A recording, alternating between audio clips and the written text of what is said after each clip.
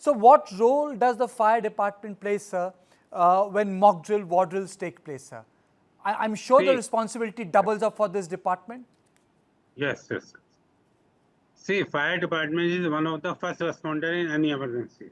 Now, for the tomorrow drill, which is being conducted all over the Delhi, we'll be responding to all the point where the drill will be conducted. The drill is being conducted under the umbrella of DDMA, Delhi Disaster Management Authority of Delhi.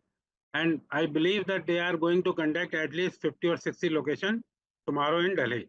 And we'll be responding to all the locations to carry out the search operation, to rescue operation, to firefighting operation.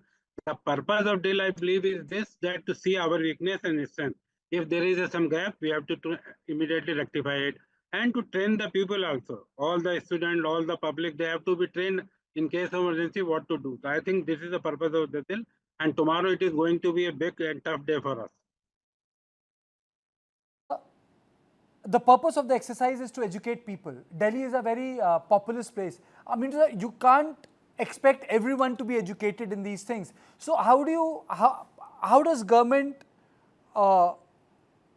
make everyone aware of the do's and don'ts, sir? I mean, sir, how do you involve everyone? It's simply impossible. Yes, I agree with you, but through advertisement, through public, publicity, and so many, as like you are conducting this what you call is interview and things.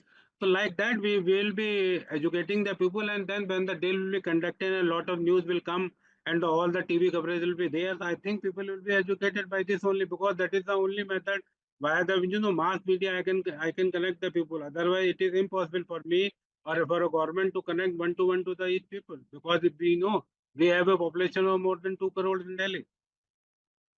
Aditya, before I play out another ground report from Kashmir, my question to you is, tomorrow it seems to be a very intense day. There's a cabinet meeting, Aditya, in Delhi.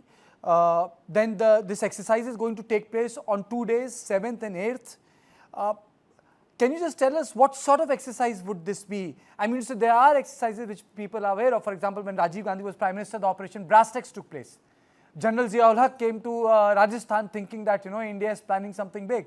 So, when we plan an exercise like that, what are we doing? Can you just tell me? Firstly, Kartika, I should say that whatever is happening in India, Pakistan is on tenterhooks. Pakistan does not know what to expect. So, even having said that, it's important to keep preparedness in mind. Just like Mr. Atul Garg mentioned, that this is to really see how prepared we are, what are the weaknesses, what are the gaps, and then immediately fill those gaps. Of course, in a democratic country like India, where conflict is not an everyday affair, especially in urban areas and a large population that stays in rural belts also. We don't see any conflicts. We don't see any kind of a firefight happening or any kind of an eventuality. So it's almost taken a lackadaisical approach that no eventuality will be there.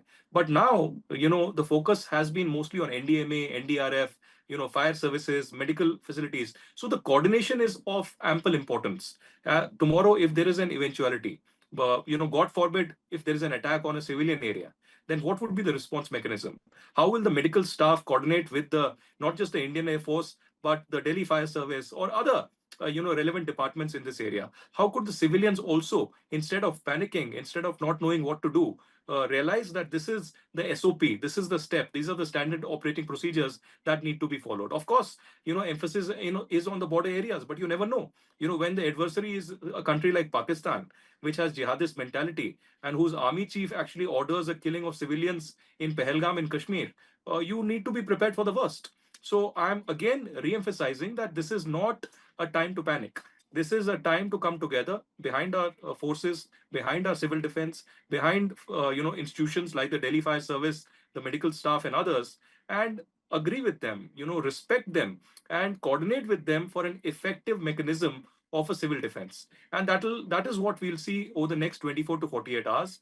Multiple exercises all across India in all states and union territories, and then coordination with the air defense and other departments. As I said, NDMA and NDRF are the lead departments in this, but certainly there are localized departments in every state, like the SDRF, or for instance in Delhi, as Mr. Garg was mentioning, the Delhi Fire Service and the Delhi Disaster Management Force and the other relevant departments. So everybody will come together. They realize the challenges that we have. But this is not. This shouldn't be seen that it's like a war situation or war will erupt. That's not the focus here. The focus is only that if there is an eventuality, Okay, if Aditya, at all something happens, we know Aditya, what you to stay do. with me. Oh, yes, I completely agree with you that the Prime Minister Modi is making Pakistan sweat every day. Pakistan should be kept on tenterhooks. Pakistan should not get one surgical strike. I think there should be multiple action in Pakistan throughout the year. That the way they keep our forces on tenterhook in Kashmir, I think we should pay back Pakistan in the same coin. I think the Absolutely. logic should be reversed. I completely understand your logic.